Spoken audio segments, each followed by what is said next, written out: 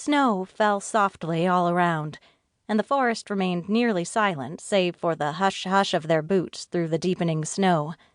Logan glanced back as Atticus muttered under his breath.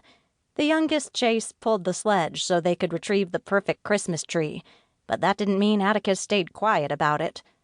Logan frowned and turned his attention back to searching the trees for the perfect specimen. It was their first Christmas together as a family with all of their mates, and he wanted a perfect holiday for Natalia. "What about that one?" Benedict, shivering despite his parka and gloves, flapped his hand in the general direction of half the forest. "Which one?" "Anyone," he said.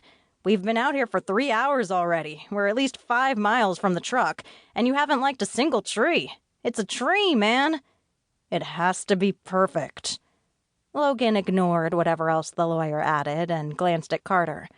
"Do you see one?" "Looks like there are more Douglas firs up there." Carter, zen as usual, only nodded to a dense part of the forest to the west. "But they look an awful lot like the last stand of Douglas firs we passed, 2 miles back." "When the hell did all of you get so soft? Jesus!" Logan scowled as he strode toward the fir trees. "Suck it up, Buttercup. It's just a little snow." "At least 2 feet have fallen since we started walking," Atticus said, close to a grumble. When Logan looked back to chew him out, the youngest Chase raised his hands. "I'm just saying, man. Just pointing out a meteorological fact." Before Logan could question Atticus's qualifications as weatherman, Sophia bounded up. In her snow leopard form, she was probably the only one on the trek to enjoy the weather and the trees. She leapt and hit Atticus dead in the chest with all 4 paws, and they both tumbled into a deep drift. Atticus howled about snow down his shirt, but Logan could hear the fool purring from at least 6 feet away.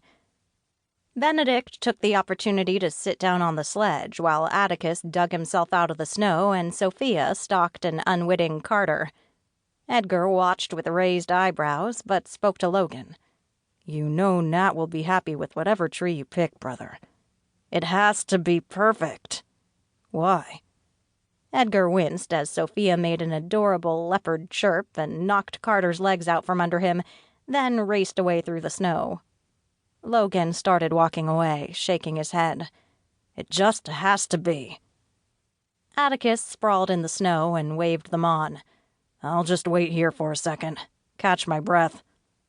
Edgar snorted as Benedict lay back on the hard wooden boards of the sledge and pulled his hat low over his face. The lawyer shivered for dramatic effect. "Me too. We'll catch up." Logan didn't bother looking back at them, eyes on the prize. A beautiful fir tree up ahead caught his attention. It was at least 12 feet tall, with strong branches and good green coverage all over. No bald spots, no visible bird nests or other woodland creatures.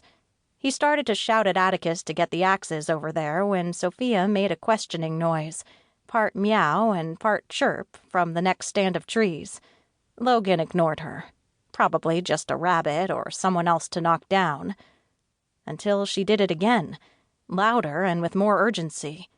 Logan turned in time to see Atticus shoot up out of the snow and race to where she waited, crouched low on her belly and staring at the base of a wide tree.